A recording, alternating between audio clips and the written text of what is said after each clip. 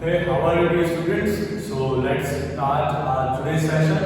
आज का टॉपिक हम पढ़ाई करेंगे बच्चों रिटाइज एंथैल्पी पे, रिटाइज एंथैल्पी या फिर इसका रिटाइज एनर्जी भी बोलो वो भी चलेगा। Lattice energy plus Born Haber cycle.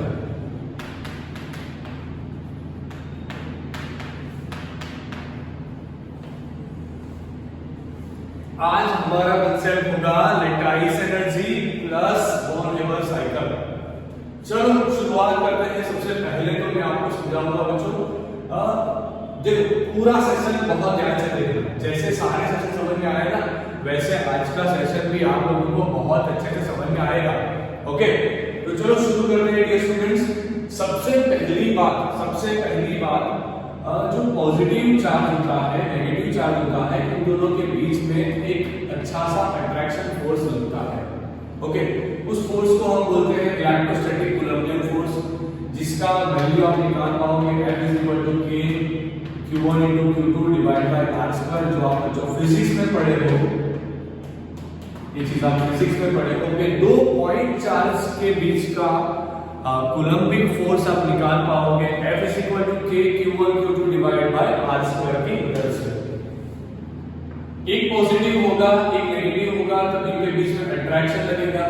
अगर दोनों नेगेटिव बनेंगे तो इनके बीच में रिपल्जन आएगा, दोनों पॉजिटिव होंगे तो इनके बीच में रिपल्जन आएगा। तो ये छोटी बात है। ओके, सबसे पहले तो आपको ये कंसेप्ट समझना कि दो पॉइंट चार्ज के बीच में एक अच्छा खासा इलेक्ट्रोस्टैटिक फोर्स लगता है। ओके, एंड जो ये इलेक्ट्रोस्टैटिक फोर्स है बच्चों, जो ये इलेक्ट्रोस्टैटिक फोर्स होता है वो कई हद तक ज्यादा स्ट्रांग होता है। मतलब कि ये अच्छा खासा स्ट्रांग है, दो चार्ज को बाइंड रखने के लिए बहुत अच्छे से स्ट्रांग है। ओके, अब हमारी स्टोरी कोवेलेंट पे ले जा रही है। कोवेलेंट की बात मैंने लास्ट सेशन में कर दी थी, जहां पे मैंने आपको बॉन्ड एंथैल्पी समझाया था। सही है, बॉन्ड ब्रेक करने के लिए, बॉन्ड बनाने के लिए जो एनर्जी रिक्वायर्ड होता है पर मोल के लिए, उसे बॉन्ड एंथैल्पी बोलते हैं। वो सारी चीजें हम डिस्कस ऑलरेडी कर चुके हैं, पर अभी क्या डिस्कस करेंगे। मान लीजिए कि हमारा सोडियम Na+, ये हमारा Cl-, दोनों को मैंने लिया गैसियस स्टेट में। बच्चों ये चीज आप ध्यान रखिए, दोनों को मैंने लिया गैसियस स्टेट में। फिर से एक बार रिपीट कर रहा हूं, सबसे इंपॉर्टेंट थिंग यही है, कौन सा स्टेट लेना है, आयंस का गैसियस स्टेट। आयन का कौन सा स्टेट लेना है, गैसियस स्टेट। ओके, Na+ का गैसियस स्टेट, Cl- का गैसियस स्टेट। ओके, Na+ का गैसियस स्टेट, Cl- का गैसियस स्टेट। अब इन दोनों के बीच में एक अच्छा खासा इलेक्ट्रोस्टैटिक अट्रैक्शन फोर्स लगेगा इस हिसाब से। Okay, F = K Q1 Q2 divide by R² के हिसाब से इन दोनों के बीच में अच्छा खासा कूलम्बियन अट्रैक्शन फोर्स लगेगा। एंड इनके बीच में जो बॉन्ड बनेगा, सोडियम क्लोराइड बनने के बाद इनके बीच में जो बॉन्ड बनेगा, उस बॉन्ड को हम बोलते हैं आयोनिक बॉन्ड, जो कई ज्यादा स्ट्रांग होता है। एंड ये स्ट्रांग होने की वजह से आयोनिक कंपाउंड्स का जो बॉइलिंग पॉइंट होता है वो कई ज्यादा होता है, इनका मेल्टिंग पॉइंट जो होता है वो कई ज्यादा होता है, एंड इनका इलेक्ट्रिकल कंडक्टिविटी भी बहुत सा अच्छा होता है। ओके, तो सबसे पहली चीज आपने क्या देखी, यहाँ पे कोवेलेंट की बात नहीं कर रहा है, यहाँ पे मैं सिर्फ और सिर्फ बात कर रहा हूँ बच्चों आयोनिक कंपाउंड्स के लिए। इसके लिए बात चल रही है, आयोनिक कंपाउंड्स के लिए बात चल रही है। तो ये चीज आप दिमाग में लेके चलो, हम किसके ऊपर सारी स्टोरी कर रहे हैं, आयोनिक कंपाउंड्स के ऊपर। तो दो आयन को गैसियस स्टेट से नजदीक लाया, दो आयन को गैसियस स्टेट से क्या किया, गैसियस स्टेट से हम इन लोगों को नजदीक लेके आए, नियर। अगर आप गैसियस स्टेट से दूसरे को, दोनों आयन को नजदीक लेके आए तो अब क्या होगा, इनके बीच में स्ट्रॉन्ग फोर्स लगेगा। And due to this strong force they will form one bond, they form one bond, ionic bond. वो लोग क्या करेंगे, अच्छा खासा आयोनिक बॉन्ड बनाएंगे। अब जैसे आप जानते हो बॉन्ड फॉर्मेशन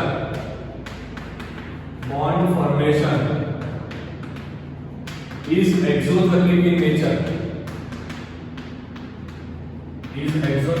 इन नेचर, जो बॉन्ड फॉर्मेशन होता है वो एक्सोथर्मिक नेचर वाला होता है। तो इससे साबित ये हुआ कि अगर गैसियस स्टेट में रखे हुए आयंस को नजदीक लाया जाए, अगर गैसियस स्टेट में रखे हुए आयंस को नजदीक लाया जाए, तब जो आयोनिक बॉन्ड बनेगा, तब जो एनर्जी रिलीज होगा उसे बोला जाता है लैटिस एंथैल्पी। मतलब कि एनर्जी कुछ रिलीज होगा, ओके।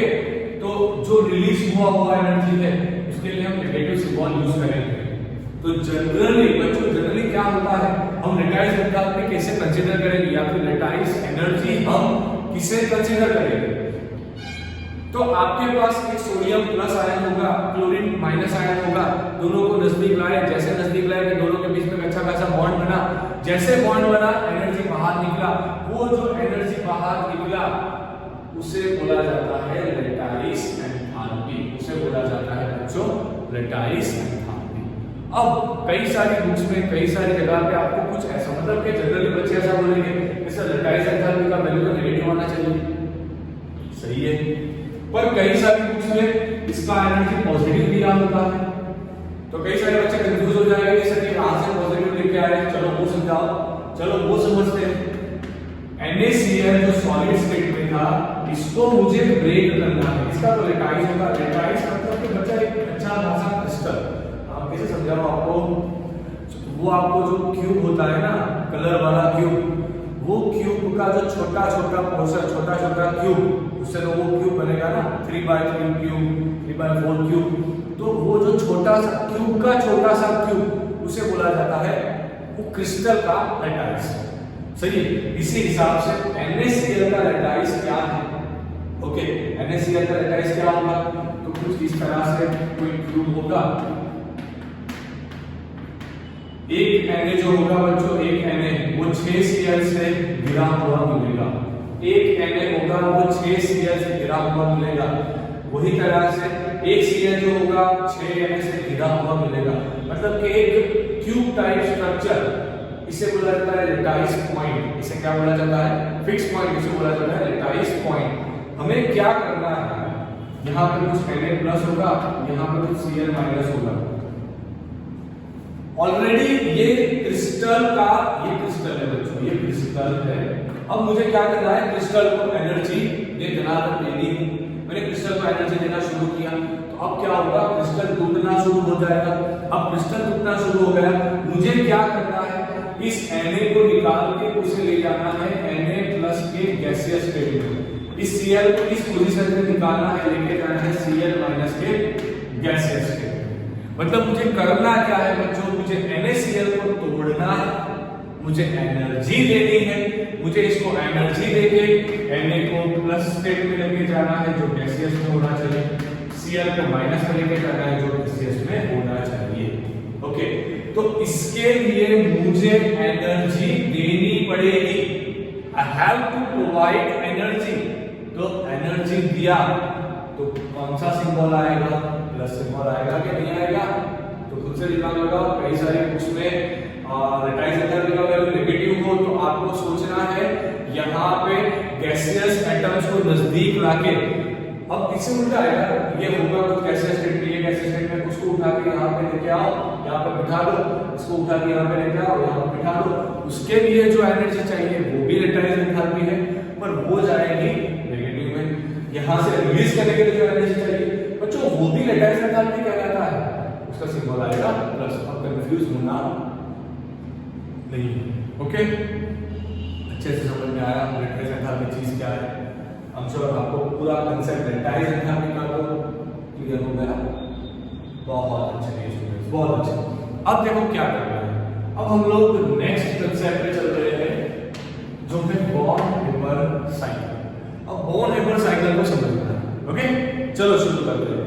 देखो बच्चों फिर से बहुत से डिफिकल्ट से वर्ड्स होते हैं, बॉर्न एंड हेबर।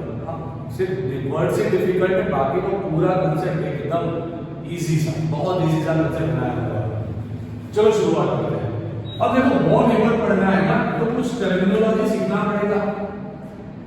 फॉरेन जाना है तो वहां का टर्मिनोलॉजी कुछ तो सीखना पड़ेगा ना। स्पेन घूमने जाना है तो स्पेन का टर्मिनोलॉजी सीखना पड़ेगा कि वहां पे एयरपोर्ट पे निकले, बाहर निकले तो सबसे पहले और यहाँ से कोई टैक्सी को कैसे बुलाओगे, तो वही तरीका बॉन हेबर सीखने के लिए आपको कुछ बेसिक टर्म्स सीखने हैं। मैं सिखा देता हूँ, उसके बाद बॉन हेबर साइकिल खत्म हो जाएगा। सबसे पहला टर्म जो होता है ना, वो है मेरे स्टूडेंट्स एनर्जी ऑफ डिसोसिएशन। अब ये क्या चीज है एनर्जी ऑफ डिसोसिएशन? सिर्फ वर्ड्स, इसका वर्ड से आपको सब इंफॉर्मेशन देते हैं। कुछ चीज आपको दी होगी, मान लीजिए कुछ इस तरह से, ये हाइपोथेटिकल एग्जांपल दे रहा हूं, इसके बीच में कोवेलेंट बॉन्ड है, मतलब कि ये एक चीज क्लियर हो गई। चैप्टर नंबर 3 पढ़े हो, जनरली कोवेलेंट बॉन्ड कहां पे आएगा? Generally covalent bond non metals में आता है, ये चैप्टर 3 में आया होगा। जनरली कोवेलेंट बॉन्ड्स कहां पे आता है बच्चों? नॉन मेटल्स में बनता है। एंड जो आयनिक बॉन्ड होता है वो जनरली मेटल्स में बनता है। ओके, मेटल नॉन मेटल के बीच में जनरली आयनिक बॉन्ड बनेगा।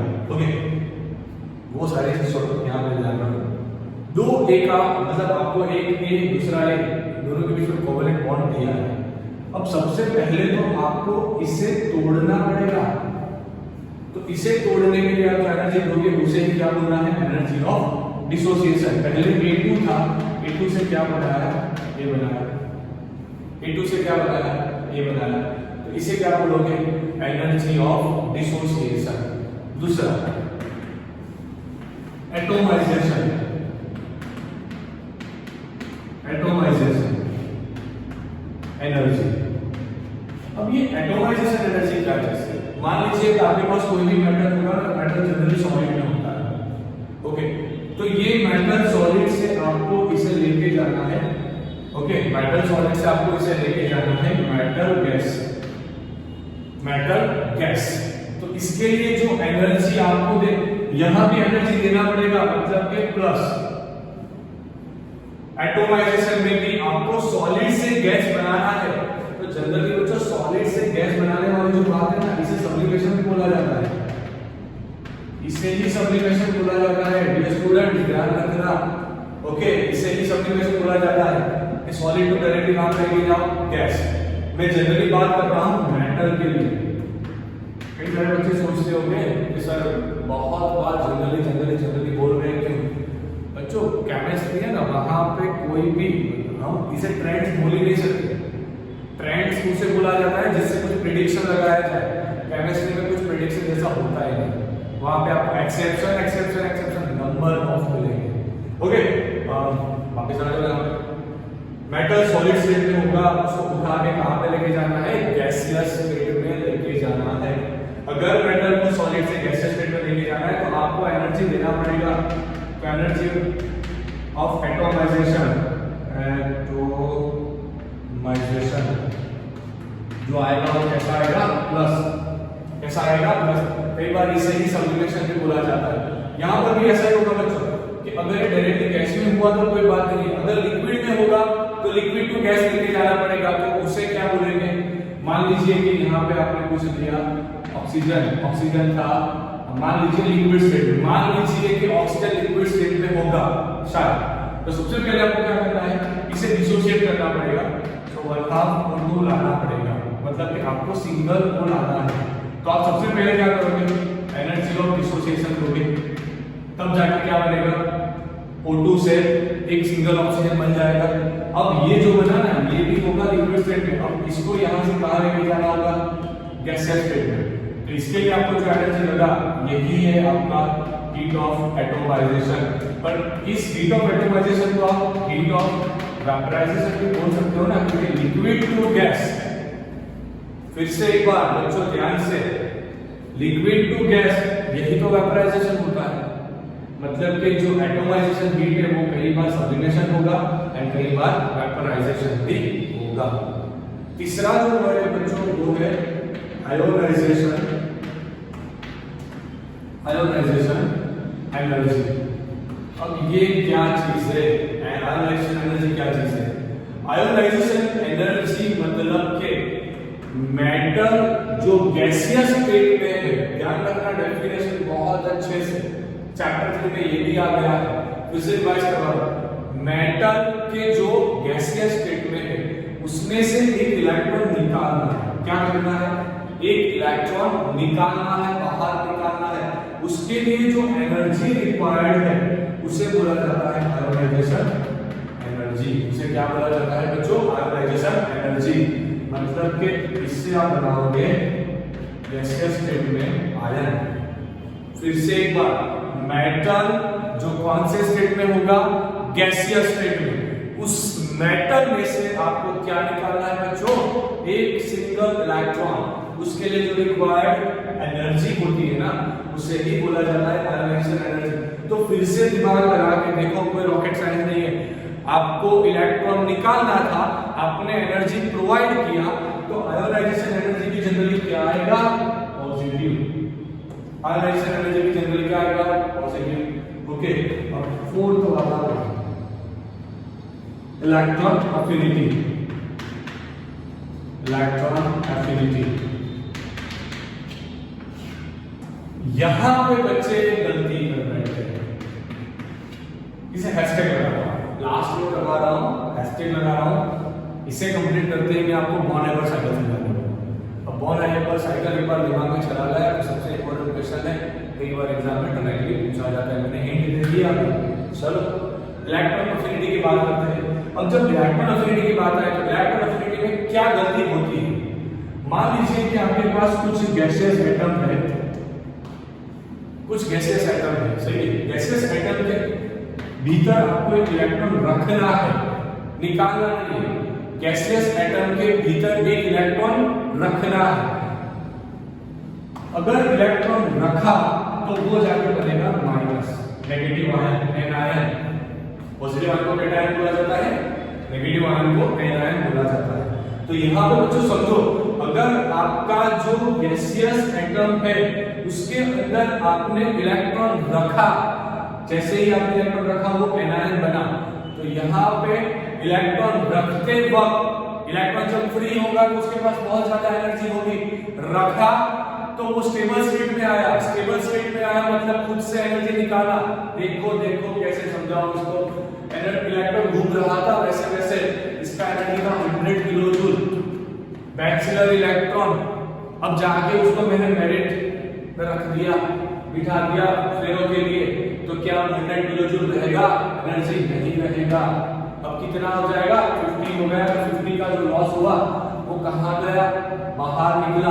मतलब जनरली बहुत सारे टेबल्स में बच्चों इलेक्ट्रॉन एफिनिटी का जो वैल्यू आएगा ना, वो कैसा आएगा? रिलीज हुआ तो नेगेटिव आएगा, रिलीज हुआ मतलब नेगेटिव आएगा। अब बच्चे क्या गलती करते हैं वो समझाता हूं, ये तो समझ में आ गया। बच्चे क्या गलती करते हैं? बच्चे सोचते हैं सर इलेक्ट्रॉन एफिनिटी, इलेक्ट्रॉन रखने के लिए हमें भी एनर्जी देना पड़ेगा। हाँ देना पड़ेगा, आई एक्सेप्ट। तो वो देख के बच्चे बोलते हैं सर इसका वैल्यू प्लस रखो, कभी मत करो। अगर वो प्लस कर दिया तो ओवरऑल कैलकुलेशन करने में आपको बहुत सारी दिक्कतें आएंगी। ओके, अब लास्ट 3 वर्ड्स, उसमें से एक तो आपको सबको मालूम है, हैश को। टोटल आप एक स्टेप में रिएक्शन करो तो जितना एनर्जी चेंज आए उतना ही एनर्जी चेंज आएगा।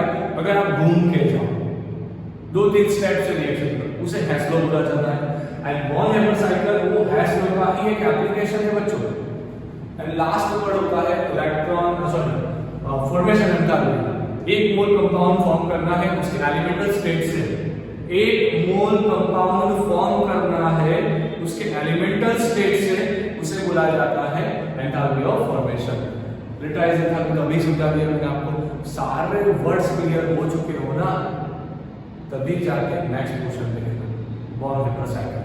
स्क्रीनशॉट निकालो, जरूर लगे तो एक बार फिर से थोड़ा फास्ट फॉरवर्ड लगा के वीडियो देख लो। आई नो कि बैकग्राउंड से साउंड्स आ रहे होंगे, चलेगा? सब ठीक है? ओके, स्क्रीनशॉट निकालो फटाफट से and then after we will start Born Haber cycle. Take screenshot fast.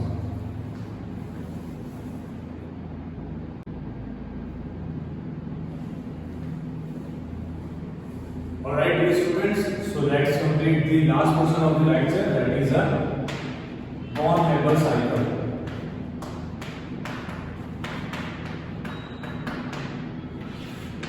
ये लास्ट पोर्शन आज का होने वाला है बॉर्न-हेबर साइकिल पे। अब ध्यान से देखना कि हमें क्या करना है, कैसे करना है। मेरे पास है सोडियम सॉलिड का एक एटम, ओके, एंड मेरे पास Cl2 का एक गैस एटम है, ओके। अगर आप बुक निकाल के देखोगे तो वहां पे 1/2 Cl2 दिया है, क्योंकि इससे अगर NaCl बनाना है आपको तो एक Na चाहिए, एक Cl चाहिए। क्लियर? इसे कंफ्यूज होना नहीं, स्टोइकियोमेट्रिक कोएफिशिएंट रखा हुआ है, इसे कभी ध्यान में मत रखो, सबसे पहली चीज। अब आप जैसे जानते हो सबसे पहला स्टेप आप क्या करोगे, यहां से मैं स्टार्ट कर रहा हूं, स्टेप 2 लिखूंगा, स्टेप 1 यहां पे लिखूंगा, तो स्टेप 2 से स्टार्ट करूंगा। स्टेप 2 आप बोलोगे से स्टेप पर कहां पे, वो यहां पे आएगा डायरेक्टली, तो बताऊंगा, ओके, कैसे आएगा वो भी समझाऊंगा। स्टेप 1, सबसे पहला स्टेप आप क्या करोगे बच्चों, सबसे पहला स्टेप मैं करूंगा, ये तो गैस के स्टेट में, तो मेरा सबसे पहला स्टेप होना चाहिए, ये सॉलिड है ना, सॉलिड से तो आयन बन नहीं सकता, सॉलिड से मुझे किस में कन्वर्ट करना है, गैस में, मतलब मुझे Na को गैस में लेके जाना है, हाफ ऑफ Cl2 को टच भी नहीं करना। तो इसके लिए मुझे क्या चाहिए, डेल्टा H ऑफ एटोमाइजेशन, या फिर आप इसे बोलो डेल्टा H ऑफ सब्लिमेशन, इसका वैल्यू चाहिए मुझे, ओके, तब जाके सॉलिड कन्वर्ट हो जाएगा गैस में। हो गया? अब क्या करोगे आप, अब ये गैस में आ गया, इसको आयन बनाना आसान है। यहां पे मैंने बोला आप इसे कैलकुलेट मत करो, ध्यान से देखो, 2 Cl इसे ब्रेक करना है, तो आपको क्या करना पड़ेगा, डिसोसिएशन एंथैल्पी, मतलब step 3, delta H of dissociation, dissociation enthalpy लेना पड़ेगा। अब डिसोसिएशन एंथैल्पी कितना लगेगा, हाफ स्टोइकियोमेट्री है तो हाफ लगा लो, बस दिमाग नहीं लगाओ, हाफ स्टोइकियोमेट्री है तो हाफ लगाओ, इतना डिसोसिएशन एंथैल्पी लेना पड़ेगा, तब जाके Na तो गैस में था, उसे तो टच भी नहीं करना, हमने बात इसका किया और ये Cl भी गैस में आ गया, हमारे पास दोनों गैस में आ चुके हैं। अब मैं टन बाय टन के बाद इनका काम करूंगा। देखो अब मैं क्या करूंगा, स्टेप 4 में मुझे इसे कन्वर्ट करना है आयन में, तो मुझे आयोनाइजेशन एनर्जी देना पड़ेगा ना, क्योंकि ये तो मेटल है, मेटल से इलेक्ट्रॉन निकालना पड़ेगा, तो तब जाके मेरा बनेगा Na plus gaseous atom plus Cl gaseous atom, तो था इसे टच ही नहीं करना, पहले समझ लो, बाकी तो कंफ्यूज हो जाओगे कि बॉर्न-हेबर साइकिल में करना क्या है। अब देखो स्टेप 5 में क्या होगा, स्टेप 5 में अब इसका आयन बनाना बाकी है, तो आयन बनाना है Cl गैस का, Cl नॉन मेटल है, नॉन मेटल आएगा, तो हम क्या करेंगे, इलेक्ट्रॉन एफिनिटी का यूज करेंगे। इलेक्ट्रॉन एफिनिटी का यूज किया तो Na प्लस तो ऑलरेडी गैसियस एटम में था, अब Cl माइनस भी गैसियस एटम में चला गया होगा। अब आप खुद से दिमाग लगाओ डियर स्टूडेंट्स कि अगर इन दोनों ने साथ में रिएक्शन लगा दी, अब देखो याद करो lattice enthalpy, sodium gaseous atom, chlorine gaseous atom, दोनों गैसेस को नजदीक लेके आओ, जो एनर्जी रिलीज होगा वो क्या कहलाएगा, delta H of lattice release होगा ना, यहां से कुछ एनर्जी, इसे नजदीक लेके आओ, तब जाके बनेगा हमारा NaCl का क्रिस्टल। तो क्या बच्चों हम इस सॉलिड ये गैसियस इसको डायरेक्टली एंथैल्पी ऑफ फॉर्मेशन लेके स्टैंडर्ड एंथैल्पी ऑफ फॉर्मेशन लेके क्या इसे फॉर्म नहीं कर सकते, हाँ कर सकते। देखो Na सॉलिड Cl2 गैस, यहाँ पे हाफ ऑफ Cl2 स्टोइकियोमेट्री को कंप्लीट करने के लिए लिखा हुआ है, तब जाके आप अच्छे से डायरेक्ट NaCl बना पाओगे। तो ये था बॉर्न-हेबर साइकिल। बॉर्न-हेबर ने बताया क्या कि ये फॉर्मेशन एंथैल्पी कितना बनेगा, डेल्टा H ऑफ फॉर्मेशन कितना बनेगा, तो ये बनेगा delta H of atomization plus half of delta H of dissociation, सबका समेशन करना है, plus electron enthalpy, sorry ionisation enthalpy plus electron affinity का एंथैल्पी ओके, यहाँ पे ध्यान रखना है वो माइनस लेना है, मतलब कि वो नेगेटिव हो जाएगा अपने आप। एंड प्लस डेल्टा एस, इसे माइनस नहीं लेना है, ये ध्यान रखना बस। तो ये था वॉन लीवर साइकिल। नेक्स्ट सेशन में मैं इसके ऊपर आपको न्यूमेरिक्स बताऊंगा, एक एग्जांपल और सॉल्व करवाऊंगा। ओके, तब तक के लिए बच्चों thank you for watching this video. Don't forget to share, like, dislike and comments.